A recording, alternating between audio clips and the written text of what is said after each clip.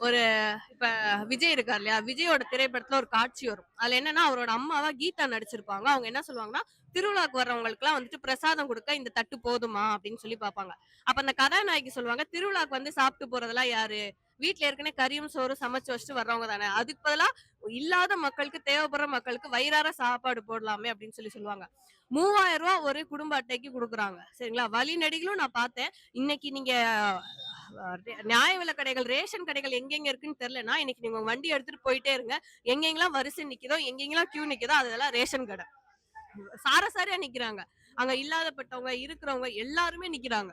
சிலருக்கு அந்த ரூ. 3000 வச்சு என்ன வாங்க முடியும்? சில பேர் அந்த ரூ. 3000 குடிக்கு பயன்படுத்தலாம். சில பேர் ரூ. 3000க்கு புடவை எடுக்கலாம். சில பேர் அந்த ரூ. 3000 வச்சு ஏற்கனவே எடுத்த பட்டு புடவைக்கு சட்டை ஆரி ஒர்க் பண்ணி சட்டை தச்சுக்கலாம். இப்படி நீங்க ஒரு பணத்த குடுக்குறீங்க அப்படின்னா, அது எல்லா யார் யாருக்கு எந்தெந்த பயன போய் எந்தெந்த வகையில போய் சேரும்ன்றது யாரும் சொல்ல முடியாது. பெரும்பாலும் அது விரயமா தான் ஆகுது. அதுக்கு ரூ. 3000 குடுக்குறீங்க. 2 கோடி அட்டைகள்னு வச்சுக்கோங்களேன். குடும்ப அட்டைனா ரூ. 6000 கோடி ரூபாய வந்துட்டு தேர்தலுக்கு முன்னாடி வர்ற பொங்கலுக்கு நீங்க கிட்டத்தட்ட லஞ்சமா தான் குடுக்குறீங்க. அப்ப இந்த 6000 கோடி கையில வச்சிருந்தா ஆண்டாண்டுக்கும் அந்த மக்களுக்கு பிரயோஜனமா பயன்படுத்துற மாதிரி ஒரு திட்டம் கூட இந்த திராவிட அரசு கிடையாது. சரிங்களா? அப்ப 6000 கோடி ரூபாய வச்சு என்ன பண்றதுன்னு கூட தெரியாத திராவிட அரசு எதுக்கு திராவிட பொங்கல்னு பேசணும்? திராவிட பொங்கல் நம்ம பேசினா நம்ம திராவிடத்தையே பொங்கல் வைப்போம். சமீபத்துல நேத்து வந்து பாத்தீங்கன்னா வந்து ஸ்டாலின் அவர்கள் ஒரு ட்வீட் போடுறாரு. என்னன்னா சிபிசி அந்த இடி எல்லாத்தையும் தாண்டி இப்போ வந்து சென்சார் போர்டும் வந்து தமிழ்நாட்டுக்கு வந்து பிரச்சனை பண்றாங்க அப்படின்னு வந்து ஒரு விஷயத்த சொல்றாங்க.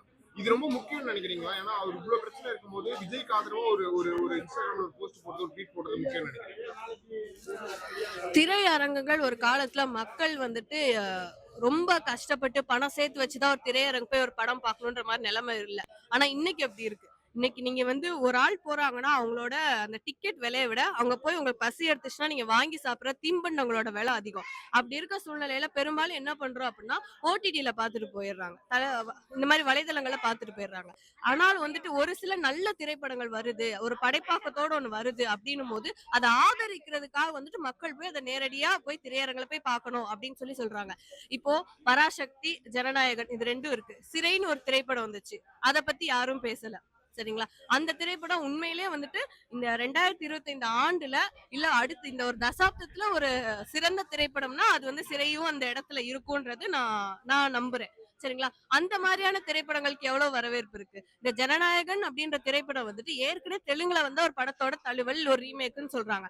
அதுக்கு எவ்வளவு ஹைப் இருக்கு. அப்ப நம்ம வந்து ஒரு மக்களாவே வந்து திரைக்கவர்ச்சியை நோக்கி போயிட்டு இருக்கோம் அப்படின்றத திரும்ப திரும்ப நமக்கு சாட்டையால அடிச்சு இந்த திரைப்படங்கள் இதுக்கு முன்னாடி இருக்கிற அந்த ப்ரீ ப்ரொடக்ஷன், போஸ்ட் ப்ரொடக்ஷன் இதெல்லாம் அவங்க விளம்பரப்படுத்தல நமக்கு தெரிஞ்சுக்க முடியுது. அதனால திரைப்படங்கள் வந்துட்டு வெளியாகாதெல்லாம் வந்து மக்கள் பிரச்சனை கிடையாது. இது அவ்வளவு பெரிய மக்கள் பிரச்சனைன்றதே கிடையாது.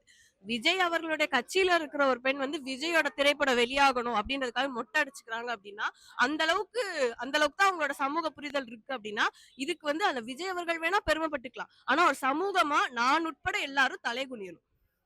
சீமான் அவர்கள் வந்து சொல்ற மாதிரி இந்த விஷயத்துக்குலாம் நம்ம இவ்வளவு போராடணும்ன்றது தேவையில்லை அப்படின்ற மாதிரி சொல்றாரு. ஆனா எல்லாருமே இதை தான் பெரிய பிரச்சனையா பேசிட்டு இருக்காங்க. தமிழ்நாட்டுல அவ்வளவு பிரச்சனைகள் இருக்கும். அது ஏன் அது மாதிரி நடக்குதுன்னு நினைக்கிறேன்.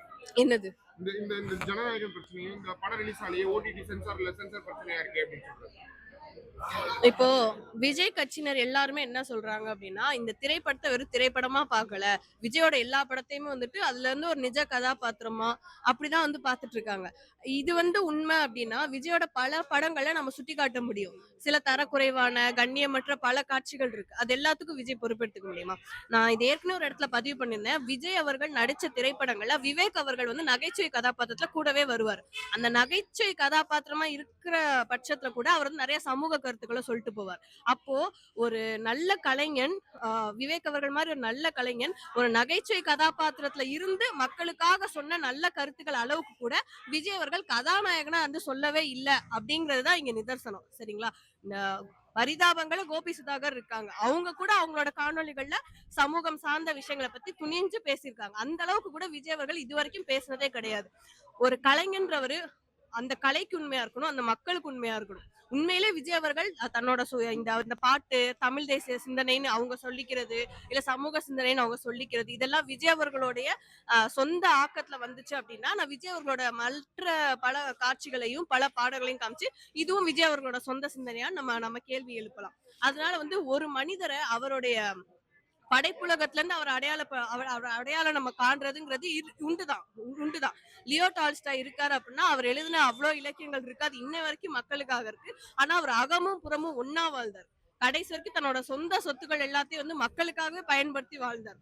அப்ப அவருடைய எண்ணங்களை வந்துட்டு அவரோட படிப்புகள்ல இருந்து நம்ம தெரிஞ்சுக்க முடியும். நீங்க விஜய் அவரோட படங்கள்ல இருந்து நான் தெரிஞ்சுக்கணும்னு நீங்க முடிவு பண்ணிட்டீங்கன்னா, நான் அதுக்கு இந்த படத்தை பார்த்து நான் தெரிஞ்சுக்கட்டுமா, நான் பல படங்களை சுட்டி காட்ட வேண்டியிருக்கும். அதனால என்ன சொல்றேன்னா, திரைப்படங்களை வெறும் ஒரு ஒரு ஒரு பொழுதுபோக்கா மட்டுமே மக்கள் பாக்குற நிலைமைக்கு இந்த வர்ற தலைமுறை, அடுத்தடுத்து வர தலைமுறை மாறுறதுதான் ஒரு சிறந்த சமூக மாற்றமா இருக்கும். அதுக்குதான் நம்ம எல்லாரும் சேர்ந்து வேலை செய்யணும். உண்மையிலேயே வந்துட்டு இந்த மாதிரி இந்த திரை கவர்ச்சி ஒருத்தர் ரசிக்கிறார் அப்படின்னா, விஜய் அவர்கள் உண்மையிலே இந்த அரசியல்ல சமூகத்துல ஒரு மிகப்பெரிய துரோகத்தை செய்யறாருன்னு அர்த்தம்.